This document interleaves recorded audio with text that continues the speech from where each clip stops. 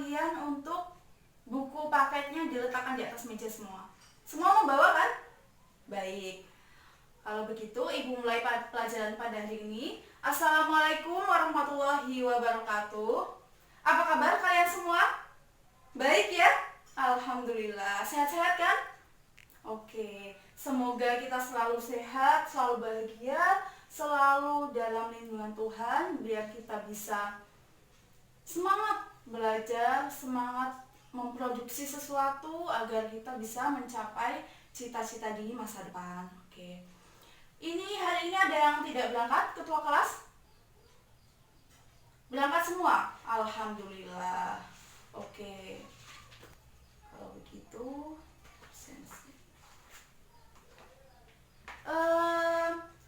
minggu lalu Ibu sudah menugasi kalian untuk mendownload ya, mengunduh aplikasi Ipusnas. Sudah mengunduh semua? Oke, baik sekali. Nah, siapa yang sudah meminjam buku di sana? Wah, banyak ya. Pada meminjam buku apa ini? Novel, oke, cerpen, oke, puisi? Iya, pintar. Nah, nanti Ibu akan memberi tugas kalian yang berhubungan dengan menggunakan Ipusnas. Oke.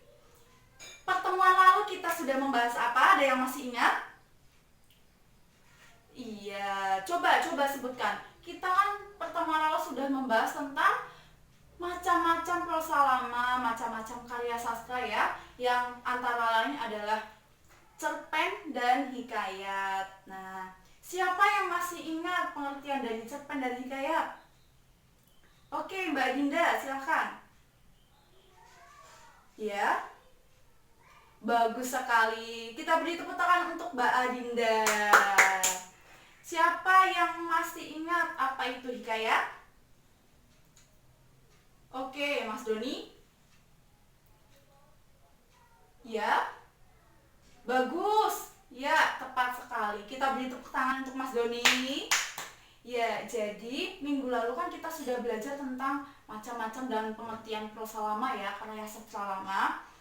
Nah, hari ini kita akan membandingkan nilai-nilai dan ciri kebahasaan yang ada pada cerpen dan hikayat. Oke? Nah, tujuan pembelajaran kita pada hari ini adalah yang pertama, untuk mengidentifikasi nilai-nilai dan ciri kebahasaan yang ada pada cerpen dengan tepat. Yang kedua, mengidentifikasi nilai-nilai kebahasaan dan nilai-nilai dan ciri kebahasaan pada hikayat secara tepat. Yang ketiga, kita nanti akan membandingkan nilai-nilai dan ciri kebahasaan yang ada pada cerpen dan hikayat.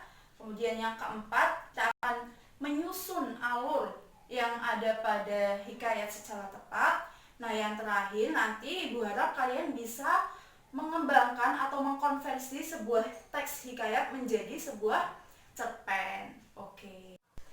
Nah, materi pokok yang akan kita pelajari pada hari ini adalah yang pertama ada alur yang terdapat dalam hikayat dan cerpen. Kemudian yang kedua ada nilai-nilai yang terkandung dalam hikayat dan cerpen. Yang ketiga ada majas dan konjungsi yang terdapat dalam hikayat dan cerpen.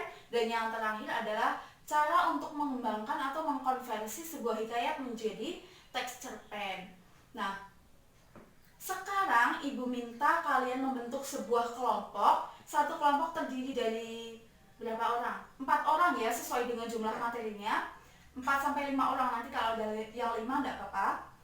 Membentuk 4-5 orang per kelompok. Nanti setiap siswa dalam satu kelompok mendapat tugas satu materi, mempelajari satu materi yang berbeda. Nah, kemudian kalau sudah dibagi materinya itu per kelompok, nanti tiap-tiap siswa yang sudah memiliki mendapat materi yang berbeda itu akan berkumpul dalam satu tim ahli yang terdiri dari anak-anak tim ahli dari berbagai kelompok. Paham ya?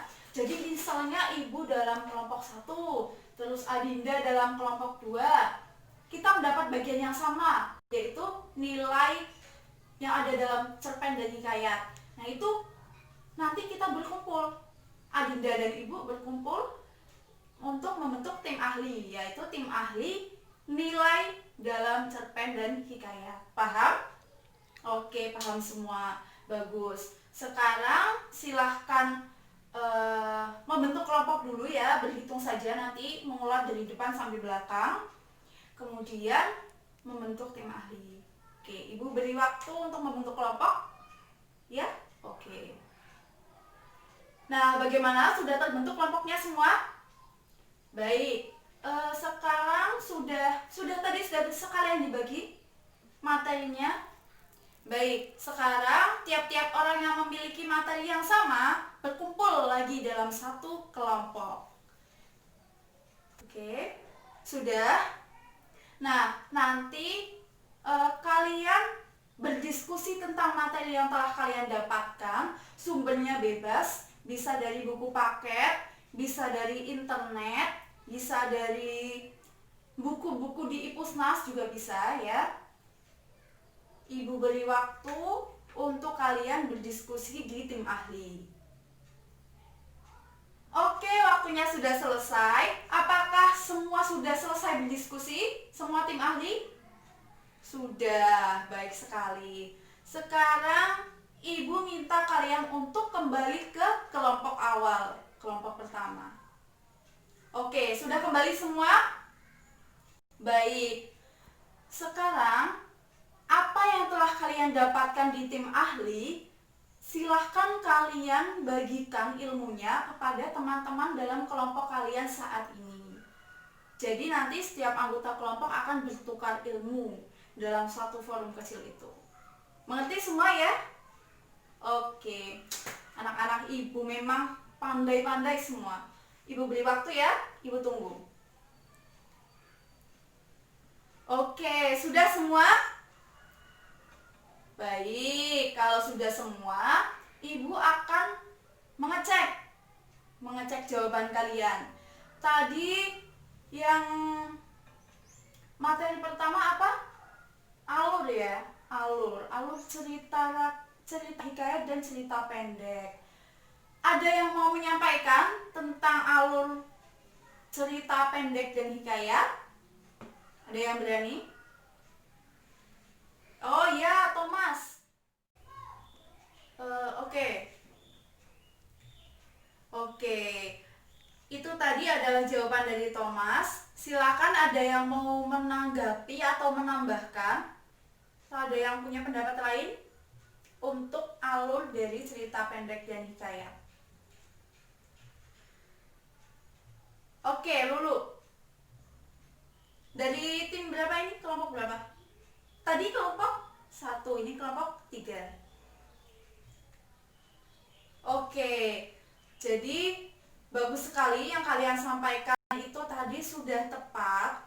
Alur-alur dalam cerita pendek dan hikayat itu sama. Ada 5 tahapan alur. Yang pertama ada orientasi. Tahap orientasi ini biasanya berisi tentang nama tokoh, kemudian latar, suasananya bagaimana. Jadi pengenalan tahap pertama ya. Jadi pembaca itu bisa menyimpulkan suasana, latar, keadaan dari suatu cerita itu bagaimana, itu disampaikan di orientasi. Kemudian tahap yang kedua adalah apa tadi? Komplikasi ya. Komplikasi ini benar yang dikatakan oleh teman kalian tadi, adalah tahap pemunculan konflik, pemunculan masalah. Di tahap ini tokoh-tokoh akan mempunyai masalah. Masalah itu biasanya berasal dari pertentangan antar tokoh atau pertentangan dalam diri pribadi tokoh sendiri. Masalah-masalah yang dialami tokoh itu biasanya disajikan dalam orientasi. Nah, tahap ini akan mengantarkan pembaca atau penonton, kalau dalam drama ya, akan mengantarkan pembaca menuju ke konflik cerita yang lebih menegangkan, yang lebih rumit lagi. Yaitu tahap selanjutnya adalah klimaks. Benar sekali. Klimaks ini adalah tahap puncak ketegangan, puncak konflik ya. Jadi di sini itu benar-benar konflik atau masalah yang telah dialami tokoh dari awal itu puncaknya di sini, di klimaks. Kemudian tahap yang selanjutnya adalah resolusi. Resolusi ini adalah tahap penenangan, di mana tokoh-tokoh masalahnya sudah selesai semua. Tidak ada konflik lagi yang dialami oleh tokoh. Biasanya konflik ini juga menimbulkan kesan bagi pembaca. Jadi dalam resolusi ini pembaca sudah bisa menangkap, oh kesan apa ya yang saya dapatkan dari membaca cerita ini, itu sudah bisa ditangkap. Nah, tahap yang terakhir dari alur adalah koda. Koda ini memuat makna atau amanat-amanat yang dapat kita temui atau kita rangkum ya, amanat yang kita dapatkan dalam sebuah cerita. Baik sekali, beri tepuk tangan untuk kita semua. Sekarang materi berikutnya adalah nilai-nilai yang terkandung dalam cerita rakyat dan hikayat. Nah, meskipun bahasa yang digunakan dalam hikayat dan cerita pendek itu berbeda, bahasa dalam hikayat itu kan bahasa Melayu ya, Melayu klasik. Sedangkan dalam cerita pendek itu biasanya bahasanya Indonesia, bahasa modern, kekinian juga bisa. Nah, tapi nilai yang terkandung di dalamnya bisa saja sama. Jadi nilai yang terkandung dalam hikayat bisa saja terkandung pula dalam cerpen. Begitu juga sebaliknya. Nah, Ibu akan beri contoh, silakan disimak di PPT ya. Ibu akan beri contoh nilai-nilai yang terkandung dalam hikayat dan cerpen. Yang pertama ada nilai sosial. Oke, nilai sosial ini adalah nilai yang bisa atau sering kita temui di dalam masyarakat, dalam kehidupan kita sehari-hari. Kemudian yang kedua ada nilai religi. Nah, kita telah ketahui bersama bahwa nilai religi ini berhubungan dengan kepercayaan agama atau hubungan manusia dengan Tuhan. Ya. Yang selanjutnya adalah nilai moral. Oke, nilai moral ini biasanya berhubungan dengan baik atau buruknya sikap tokoh dalam suatu cerita. Selanjutnya ada nilai budaya. Nilai budaya berhubungan dengan budaya, kebudayaan atau adat istiadat dalam suatu cerita. Ada yang pernah menonton Tenggelamnya Kapal Van der Wijk film? Oke, banyak yang pernah ya. Nah, itu kan banyak sekali terkandung nilai-nilai budaya, banyak sekali adat istiadat yang disampaikan di film itu. Setuju ya semua? Oke, siapa nih penggemar Hayati dan Zainuddin? Ibu penggemar keduanya. Nangis kan? Iya, sama. Oke, selanjutnya yang terakhir adalah nilai estetika. Nilai estetika ini berkaitan dengan keindahan atau keestetikan, ya, keindahan suatu karya sastra atau suatu cerita yang dikemas gitu. Kemudian setelah tadi ada alur, nilai, sekarang kita bahas, iya benar sekali, majas dan konjungsi. Siapa yang berani untuk menyampaikan pendapatnya? Oke, dari kelompok 6. Oke, ya benar sekali yang disampaikan oleh Mbak Anissa. Itu adalah contoh-contoh majas ya yang telah kalian rangkum dari berbagai sumber. Ibu akan memberikan contoh majas yang bisa atau yang biasa ditemukan dalam hikayat dan cerpen. Yang pertama ada majas antonomasia. Nah, majas antonomasia ini adalah majas yang menyebutkan seseorang berdasarkan ciri khusus atau perwatakan yang melekat pada dirinya. Misalnya si buruk rupa, si gendut, si penyayang. Itu kan sifat-sifat yang melekat kepadanya ya. Kemudian ada majas metafora ya. Majas metafora ini membandingkan suatu suatu hal dengan kata kiasan berdasarkan persamaan atau perbedaannya. Misalnya, kembang desa itu telah memikat hatiku. Nah, kembang desa itu apa? Menggambarkan gadis yang cantik, kemudian yang direbutkan oleh para pria di suatu desa. Contoh lagi, raja hutan telah siap untuk menerkam mangsanya. Nah, raja hutan itu siapa? Singa, betul sekali. Paham ya? Ya, majas selanjutnya adalah majas hiperbola, yaitu majas yang menyatakan sesuatu dengan berlebihan. Contohnya, air mataku mengalir membanjiri pemakaman ibuku. Nah, itu kan air mata mengalir membanjiri, kan itu suatu hal yang dilebih-lebihkan ya. Paham? Oke, selanjutnya adalah majas simile. Nah, majas simile ini membandingkan suatu hal dengan hal yang lain menggunakan kata pembanding seperti laksana, bagaikan, bak, gitu ya. Ibu beri contoh. Atau ada yang memberi contoh? Oke, bagus sekali, Mas Bagus. Ya, kau bagaikan rembulan, pintar sekali. Nah, ibu beri contoh lagi. Senyumanmu bagaikan mentari yang selalu menghangatkan hariku dan hatiku. Itu kan tadi menggunakan kata-kata pembanding. Oke. Nah, majas yang terakhir adalah majas ironi. Majas ironi ini menyatakan sesuatu keterbalikan untuk tujuan menyindir. Misalnya begini, wah, rapi sekali ya kamarmu, seperti kapal pecah. Itu kan berarti rumahnya tidak rapi ya, menyatakan suatu keterbalikan itu. Kemudian contoh lagi, suaramu memang bagus sekali saat bernyanyi, tapi alangkah lebih baik lagi kalau kamu tidak usah bernyanyi. Itu kan berarti menyindir, artinya suara dia itu tidak bagus. Tapi dengan majas simile dinyatakan, wah, suaramu bagus sekali, ya, menyatakan keterbalikan. Sampai di sini paham? Baik sekali.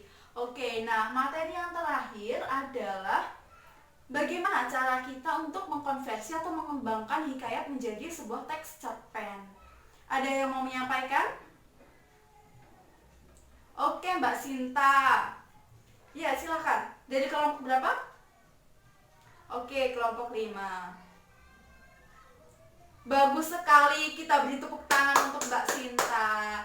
Jadi, tadi yang disampaikan oleh Mbak Sinta itu ada 3 ya, tahap untuk mengembangkan. Nah, Ibu tambahkan ya, ini bisa dilihat di dalam slide. Nah, yang perlu diperhatikan dalam mengubah teks hikayat menjadi cerpen antara lain adalah yang pertama, mengubah alur berbingkai menjadi alur tunggal. Karena dalam cerpen kan harus ringkas ya, alurnya harus pendek begitu. Yang kedua adalah menggunakan bahasa Indonesia saat ini. Nah, hikayat kan bahasanya bahasa Melayu ya, klasik. Jadi kita ubah ke dalam bahasa Indonesia saat ini. Boleh diberi sentuhan-sentuhan yang modern atau yang kekinian. Yang ketiga, menggunakan gaya bahasa yang sesuai. Nah, gaya bahasa yang biasa digunakan dalam cerpen itu sedikit berbeda ya. Tadi kalau dalam hikayat itu biasa menggunakan majas simile, itu sangat kental karena menggunakan perumpamaan. Kau bagaikan samudra, kau seperti rembulan, kau seperti matahari, gitu begitu ya. Jadi kalau diubah ke dalam teks cerpen, kalian bisa menggunakan gaya bahasa yang disesuaikan. Nah, yang terakhir adalah tetap mempertahankan isi atau nilai-nilai dalam hikayat.